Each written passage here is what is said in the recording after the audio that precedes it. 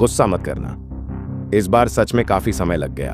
1 या 2 हफ्ते नहीं, बल्कि पूरे 1 महीने। आप में से कई लोग तो मुझे इस तरह प्यार भी देना चाहते होंगे ना। चलिए, और बोर ना करते हुए शुरू करते हैं। लेकिन मैंने तो आपसे बताया ही नहीं कि फाइनली इतने लंबे समय बाद पार्ट 3 तैयार है। इस बार की फाइट सबसे अलग होने वाली है, और इस फाइट में ऐसे बहुत से अनएक्सपेक्टेड सीन देखने को मिल सकते हैं। इस बार ना कोई रहम करेगा और ना ही टाइम वेस्ट। जिसको जैसे जब जहां मौका मिलेगा वो उसका फायदा उठाएंगे। तो स्टार्ट करते हैं पार्ट 3। जैसा कि पार्ट 2 के एंड में एनोस ने बोला था कि वो अपने 9 फाइटर के साथ वापस आएगा और एक बड़ा बैटल करेगा। एनोस के जाने के कुछ ही महीने बाद आखिरकार वो दिन आज आ ही गया जिस दिन एनोस अपने 9 फाइटर के साथ आएगा। वीस बैटलफील्ड में सारी तैयारी करके आराम से सबके आने का वेट कर रहा होता है, लेकिन अचानक फील्ड में एक गेट खुलता है और उस गेट से एनोस बाहर आते हैं। एनोस फील्ड को देखते ही वीस से पूछते हैं, ये सारी पब्लिक जो बैटल देखने आए हैं, इनकी सेफ्टी के लिए कुछ किया है या नहीं, क्योंकि आज पिछली बार से भी ज्यादा तबाही होगी। वीस एनोस की बात सुन के स्माइल करते हुए बोलते हैं, आप चिंता मत करो, आपके बाकी के फाइटर दिख नहीं रहे। एनोस हल्की स्माइल देता हुआ एक चुटकी बजाते हैं और फील्ड में भारी चमक छा जाती है। फील्ड में बैठी सारी पब्लिक खड़े होकर ऊपर देखने लगती है और सब देखते हैं पूरे 9 फाइटर, जिसमें साकामोतो, माद्रा उचिहा, अकुतो साई, रायोमेन सुकुना, कॉस्मिक गरु, सुपरमैन, संग जिनवू, एरेन येगर और फ्रीजा है। इन्हें देख पब्लिक की खुशी का ठिकाना नहीं होता। लेकिन तभी वीस बोलते हैं, आपने मेरी उम्मीद से ज्यादा स्ट्रॉन्ग टीम बना ली, लेकिन एक दिक्कत है। ऐसा सिर्फ मुझे लगता है, उन्हें नहीं। और इतने में एक बार फिर से फील्ड में चमक उठती है और फिर से फील्ड में खड़ी पब्लिक चौंकते हुए सामने देखती है। ठीक एनोस की टीम के सामने ही टेलीपोर्ट होती है वीस की टीम, जिसमें इताची उचिहा, सटोरू गोजो, माश बर्नडेड, वांगलिंग, सैटामा, वेजिटा, नरूटो, बीरस और गोकू है। इस बार पब्लिक पहले से भी ज्यादा पागल हो गई थी, मानो जैसे वो इसी टीम का वेट कर रहे थे। दोनों टीम के फाइटर लड़ाई शुरू होने से पहले ही खुद को आमने सामने खड़े देख अंदर ही अंदर खुश हो रहे थे। कोई फिर से लड़ने के लिए बेताब है, तो कोई अपनी ताकत आजमाना चाहता है, तो कोई बदला लेने के लिए बेकरार है। अब फील्ड में इन दोनों टीम के बीच की बढ़ती गर्मी को देख पब्लिक कंफ्यूज हो गई। सब फुसफुसाने लगे, अब कैसे बैटल होगी, इतने सारे एक साथ, कौन कैसे और किससे लड़ेगा। वीस सब कुछ नोटिस करते हुए बोलते हैं, इतनी जल्दी भी क्या है, अभी थोड़ा रुको, मेहमानों को तो आने दो। इतना सुनते ही पूरे बैटलफील्ड में बैठी पब्लिक और फाइटर्स सुन्न पड़ गए। एकदम शांति छा गई। सब घूर के देखने लगे और तभी फील्ड में एंट्री होती है ग्रैंड प्रीस्ट की, फिर एंट्री होती है जीनोसामा की, फिर एंट्री होती है लाइट यग्गामी की। इन सबको देख कोई कुछ सोचता या पूछता उससे पहले ही ग्रैंड प्रीस्ट बोलते हैं, मैं इस बैटल में अनाउंसर हूं और ये जो आपके बीच में खड़े हैं लाइट यग्गामी, वो इस बैटल में रेफरी है, और वो रहे सबके करता धरता हम सबके मालिक जीनोसामा। अब एनोस मुंह बनाता हुआ अपनी टीम की ओर देखता है कि ग्रैंड प्रीस्ट की आवाज आती है, उम्मीद करता हूं आप सब हमें इस बैटल में उतरने के लिए मजबूर नहीं करोगे। और फिर लाइट यगामी बोलता है, मैं पहले ही सबको रूल बता देता हूं। अब फील्ड के बाहर बैठे और फील्ड में खड़े सभी ध्यान से सुनने लगते हैं और सबको सुनाई देता है कि फाइट शुरू होने से पहले जिसे जिसके साथ लड़ना है वो उसके सामने खड़ा हो जाए। फाइट शुरू होने के बाद आप यूं ही हर किसी के साथ नहीं लड़ सकते जब तक आप उसे नहीं हरा देते जिसके साथ लड़ने का फैसला किया था। और अगर कोई लड़ते लड़ते फील्ड में बेहोश हो जाता है तो वो इस बैटल से बाहर हो जाएगा, और अगर किसी ने किसी की जान ली तो उसको मेरी तरफ से मौत मिलेगी। क्यों कैसे वो सब बाद में बताऊंगा। और लास्ट रूल, अगर कोई नहीं लड़ सकता और वो हार मान रहा है लेकिन फिर भी उसका ओपोनेंट उसको मार रहा है तो वो दोनों ही इस बैटल से बाहर हो जाएंगे। सब समझ गए हो तो जल्दी जल्दी अपने ओपोनेंट्स चुन लो। लाइट यग्गामी की बात को सुनने के बाद सब अपने अपने ओपोनेंट को चुनना शुरू कर देते हैं, जिसमें साकामोतो चुनते हैं माश को, और कॉस्मिक गारू चुनना तो सैतामा को चाहता था लेकिन वेजिटा पहले ही कॉस्मिक गारू को चैलेंज कर देता है, और गोकू चुनता है सुपरमैन को, और इटाची माद्रा को चुनता है। संग जिनवू चुनना गोकू को चाहता था, लेकिन सैतामा को चुनना पड़ता है। नारुतो ने एरेन येगर को चुना। गोजो अपना रीमैच चाहता था, इसलिए उसने सुकुना को चुना। लेकिन जैसे ही गोजो ने सुकुना को चुना, पूरे फील्ड की पब्लिक बेकाबू हो गई, मानो जैसे उन्हें इस मैच का ही बेसब्री से इंतजार था। और फ्रीजा ने कॉन्फिडेंस के साथ बीरस को चुना और अकुतो साई चुनता है वांग लिंग को। और अब बस वीस और एनोस रह गए थे, जिसके बाद लाइट यागामी सबको इशारा करते हुए बैटल स्टार्ट करने को बोल देते हैं। अब फील्ड में दोनों टीम खड़ी होती है, लेकिन फ्रीजा सबको इग्नोर करता हुआ बीरस से बोलता है, अब मैं पहले जैसा नहीं रहा जो आसानी से हार जाऊं। और बीरस उसको हल्के में लेता हुआ हंसता है, जिसके बाद फ्रीजा गुस्से में पावर अप करता हुआ सीधा अपने ब्लैक फॉर्म में आ जाता है। इतनी एनर्जी को देख बीरस की सांस रुक जाती है। बीरस पूरा हैरान होके उससे कुछ बोलने वाला ही होता है कि फ्रीजा उसके सामने आके उसे जोर से एक पंच मारता है, जिससे बीरस उड़ता हुआ सीधा पहाड़ से टकराता है। बीरस की ऐसी हालत देख फ्रीजा जोर जोर से हंसने लगता है और अचानक बीरस उसके सामने टेलीपोर्ट होके फ्रीजा के ब्लैक फॉर्म की तारीफ करता हुआ बोलता है, अब मेरी बारी, और जोर से चिल्लाता हुआ बीरस भी पावर अप करता है। और वहीं दूसरी ओर गोजो और सुकुना भी आमने सामने आ जाते हैं।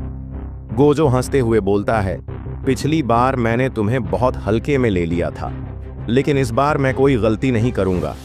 सुकुना जवाब देता है, गोजो, तुझे अभी भी लगता है कि तू मुझे हरा देगा? और कहीं ना कहीं ये सबको भी देखना था, क्या सच में गोजो सुकुना को हरा देगा? और फिर सुकुना बोलता है, गोजो, आज मैं तुझे बताऊंगा कि दुनिया मुझे क्यों किंग ऑफ कर्सेस कहती है। फिर दोनों एक साथ अपनी पोजीशन में आते हैं और एक दूसरे से भिड़ जाते हैं। पब्लिक में अलग ही एक्साइटेडपन साफ दिख रहा था। इधर हैंड टू हैंड कॉम्बैट में गोजो सुकुना की हर चाल का जवाब उसकी स्पीड और टेक्निक से दे रहा था। गोजो पूरे फ्लो में था और सुकुना पूरी कोशिश कर रहा था, लेकिन क्लोज कॉम्बैट में गोजो ने सुकुना का बहुत बुरा हाल कर दिया था। सुकुना को कभी गोजो की किक पड़ती तो कभी पंच की बौछार, और यही वो पल था जहां सारी पब्लिक की नजर सिर्फ इन दोनों पे थी। अब सुकुना गुस्से में आकर सीधा महोरागा को समन करता है, लेकिन गोजो इस बार कहां रुकने वाला था। महोरागा के बैटलफील्ड में आते ही गोजो ने रेड टेक्निक के साथ उसे ऐसा पंच मारा कि वो सीधा पीछे उड़ गया। इस मोमेंट पे तो पूरी पब्लिक ने सीटी बजानी और गोजो गोजो करना शुरू कर दिया था। और इधर साकामोतो और मैश आमने सामने आते हैं। मैश बिना कुछ बोले सीधा साकामोतो को पंच मारता है, लेकिन साकामोतो अपने स्टाइल में चुपचाप उसका अटैक टाल देता है। और साकामोतो मैश की आंखों में देखते हुए बोलता है, ताकत दिखाने से पहले दिमाग लगाना सीखो। और उसके बाद साकामोतो वहां से गायब हो जाता है। ये देख मैश और फील्ड की पब्लिक उसे चारों ओर ढूंढने लगती है, लेकिन तभी साकामोतो मैश के पीछे आकर उसके सिर पर किक मारता है, जिसे मैश बड़ी मुश्किल से बर्दाश्त करता हुआ खुद को संभालता है। लेकिन साकामोतो मैश को वापस अटैक करने का मौका नहीं देता और मैश पे एक के बाद एक अटैक शुरू कर देता है। और दूसरी तरफ गोकू और सुपरमैन हवा में उड़ते हुए एक दूसरे के सामने आते हैं।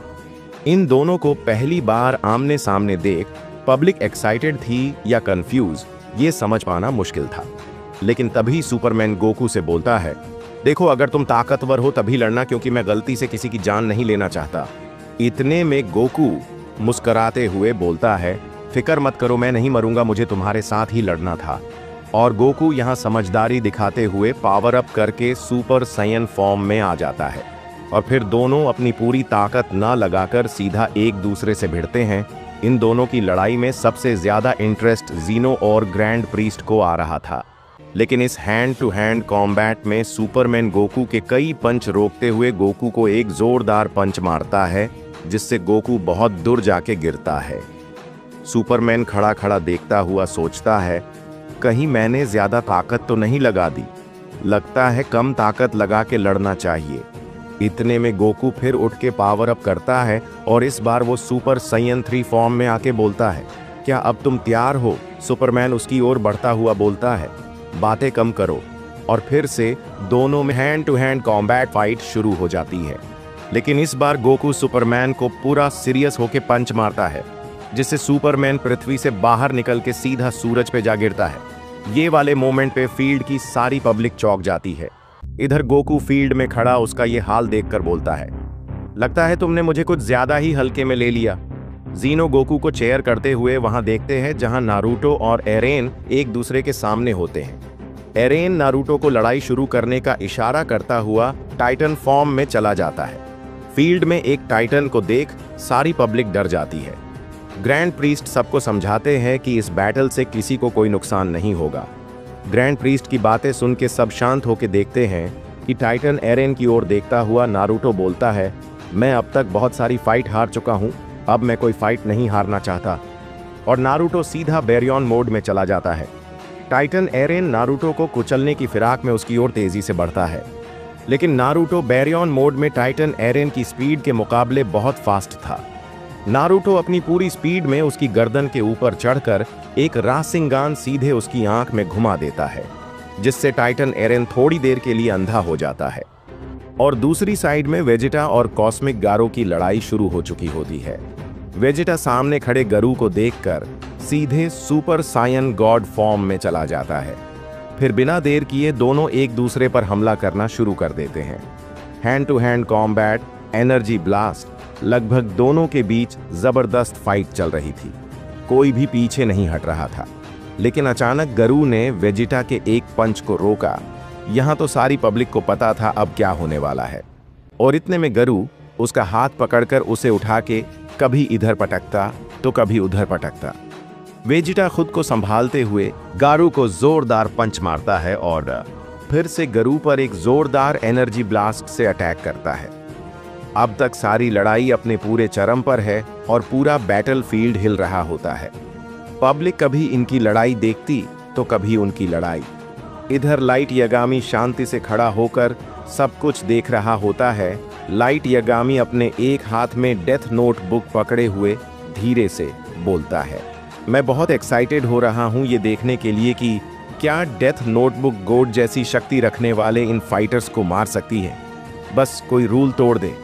और तभी अचानक अकुतो साई जोर से चिल्लाकर वांग लिंग से बोलता है, तुम्हारा अस्तित्व भी मुझे खत्म नहीं कर सकता। वांग लिंग हंसते हुए बोलता है, तुमने सही बोला, लेकिन मैं तुम्हें इरेज जरूर कर सकता हूं। इतना सुनते ही अकुतो साई गुस्से से वांग लिंग की ओर बढ़ता है और वांग लिंग भी अकुतो साई की ओर बढ़ता है। इनके पास आने से पहले ही सबको एक अलग किस्म का खौफ होना शुरू हो गया, मानो जैसे कुछ बड़ी तबाही होने वाली है। और दोनों के भीड़ते ही आसपास के फाइटर्स डगमगाने लगे। बैटलफील्ड बुरी तरह हिलने लगा और बैठी सारी पब्लिक घबराने चिल्लाने लगे, यहां तक धरती फटने लगी। फील्ड और पब्लिक का ऐसा हाल देख ग्रैंड प्रीस्ट जीनो से बोलते हैं, माय लॉर्ड, ये खतरनाक हो रहा है। अगर इन दोनों को यूं ही छोड़ दिया तो पूरा मल्टीवर्स खत्म होने से पहले ये पूरा बैटलफील्ड डिस्ट्रॉय हो जाएगा। जीनो भी सीरियस होके एक चमकदार एनर्जी डोम बनाते हुए बोलते हैं, इसके अंदर की कोई एनर्जी अब बाहर नहीं जा सकती। मैंने पूरे बैटलफील्ड को प्रोटेक्ट कर दिया है। अब लड़ाई चाहे जैसी हो, मल्टीवर्स या इस बैटलफील्ड में बैठी पब्लिक और इस फील्ड को कुछ नहीं होगा। और फिर पूरे बैटलफील्ड में इन दोनों के आसपास की जगह ही रियलिटी से बाहर जैसी लगने लगती है। और वहीं दूसरी ओर दो महान उचिहा जो अपने अपने रास्तों पर चले थे, अब आखिरी बार टकराने जा रहे हैं। पब्लिक अभी शांत तो थी, लेकिन दोनों उचिहा को साथ देख कंफ्यूज्ड भी हो गई।